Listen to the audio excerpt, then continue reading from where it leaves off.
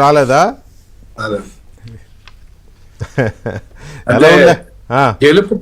గెలుపు ఖాయం కాబట్టి ధీమాగా ఉన్నాం కాబట్టి టెన్షన్ కాంగ్రెస్ వాళ్ళకి ఉంటది, ఎన్ని ఓట్లు పోతాయో వాళ్ళని. అవునా? ఇండి కూటమి ఉంటుంది, ఎన్ని క్రాస్ అయిపోతాయని భయం బాధ వాళ్ళకు ఉంటుంది, కానీ మనకేముంటదండి. మా ఉపరాష్ట్రపతి మీ ఓట్లు పోవని గ్యారంటీ ఏముంది? అంత నమ్మకం ఏంటి? నిబద్ధత అండ్ ఎన్డీఏ కూటమి యొక్క ఐక్యత అండ్ అభ్యర్థి మీద విశ్వాసము, ఎన్డీఏ కూటమి మీద విశ్వాసం, ఒకళ్ళ మీద ఒకళ్ళ విశ్వాసం ఉంది. డెఫినెట్ గా రఘు, బీజేపీ నాయకులకి, బీజేపీ ఎంపీలకి నిబద్ధత ఉంటుంది, ఓకే, నేను ఒప్పుకుంటా. కానీ బీజేపీతో కలిసి ఉన్న ఇతర ఎన్డీఏలో ఉన్న పార్టీలకి కూడా ఆ నిబద్ధత ఉంటుంది అని మీరు అనుకుంటున్నారే, అది కొంచెం అతి విశ్వాసం ఏమో అనిపిస్తుంది. వాళ్ళు just like other political parties, not like BJP, not like communist parties, right? Correct. అది కరెక్ట్ కాబట్టి మరి వాళ్ళు క్రాస్ చేయరని గ్యారంటీ ఏంటి? లేదు. ఎందుకంటే ఇప్పుడు ఎన్డీఏ అంటే నరేంద్ర మోడీ గత 11 సంవత్సరాల నుంచి పరిపాలన చూస్తున్నటువంటి మా మిత్రపక్షాలు, వెళ్ళిపోయినటువంటి ఎవరైతే బయటకు వెళ్ళారో వాళ్ళు ఇబ్బందులు వాళ్ళు ఉన్నాయి, చూస్తున్నాం మనం.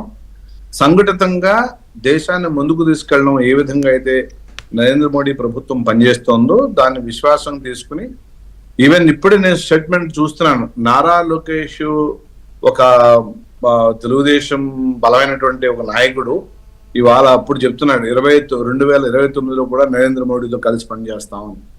అలాంటి విశ్వాసం ఉన్నటువంటి పార్టీలు ఉన్నాయి. అండ్ నితీష్ కుమార్ గారు కూడా ఇప్పుడు బీహార్ లో జరగబోయే ఎన్నికల్లో కలిసి బీజేపీ నితీష్ కుమార్ వెళ్తున్నాము. అదేవిధంగా శివసేన దగ్గర అంటే మన ఏదైతే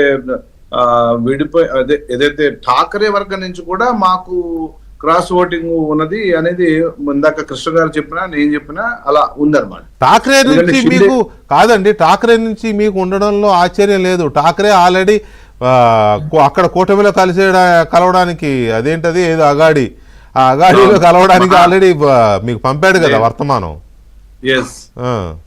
సో అంచేత మనకి మన ఓటు ఏదైతే ఉందో దీనికన్నా కూడా ఎక్కువ ఓట్లు ఎన్డీఏ అభ్యర్థికి, అదే ఉపరాష్ట్రపతి అభ్యర్థికి పడతాయి అనేది మనకి స్పష్టంగా కనబడుతోంది. దాని చేత ఏదన్నా భయం ఉంటే ఎన్డీఏ అభ్యర్థులకు భయం ఉండాలి. ఎందుకంటే వాళ్ళ మాట వాళ్ళు వినరు. ఒకరికి పొత్తు ఉన్నట్టుగా ఉంటారు, కానీ కత్తులే. అంచేత వాళ్ళకి భయం, వాళ్ళకి ఇబ్బంది. సో అనవసరంగా ఒక పెద్ద మనిషిని పట్టుకొచ్చి పెట్టారు అనేటటువంటి బాధ వాళ్ళకి ఉంది. అంచేత ఒక పక్కన జాతీయవాద రాజకీయాలు, ఇంకొక పక్కన కుహన సెక్యులర్ వాదం కూడా మేమే. కుహనా సెక్యులర్ వాదం కాంగ్రెస్ సంబంధించినటువంటి ఇండి పక్షాలు వాళ్ళ కలయిక లేకపోయినప్పటికీ కూడా ఒక అభ్యర్థిని నిల్చోబెట్టి ఏదో సాధిద్దాం, ఏదో చేద్దాం, ఏదో ఒక సందేశాన్ని ఇద్దాం అనుకున్నారు, కానీ అది వికటించిందనే చెప్పచ్చు. జస్టిస్ సుదర్శన్ రెడ్డి గారిని